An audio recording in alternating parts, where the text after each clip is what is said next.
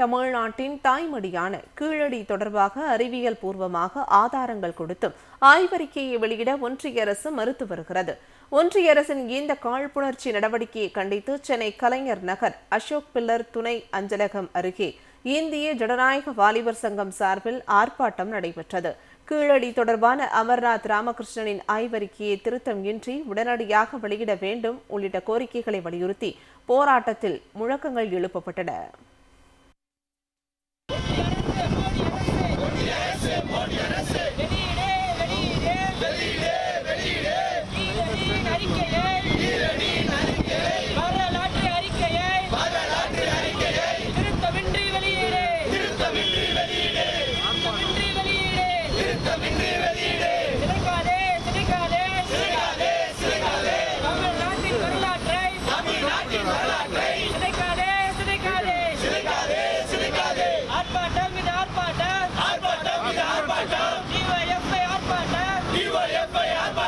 கீழடியில் மேற்கொள்ளப்பட்டிருக்க அகழாய்வு எல்லாவற்றையும் அறிவியல் பூர்வமாக ஆதாரபூர்வமாக நிரூபித்திருக்கிறது.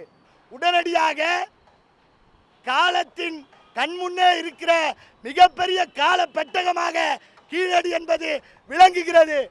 இந்த ஆய்வறிக்கையை ஒன்றிய அரசாங்கம் உடனடியாக எந்தவித திருத்தமும் இல்லாமல் வெளியிட வேண்டும் என்கிற கோரிக்கையை வலியுறுத்தி இந்திய ஜனநாயக வாலிபர் சங்கம் தமிழ்நாடு முழுவதும் ஒன்றிய அரசு அலுவலகங்களை முற்றுகையிட்டு போராட்டம் நடத்துகிறது.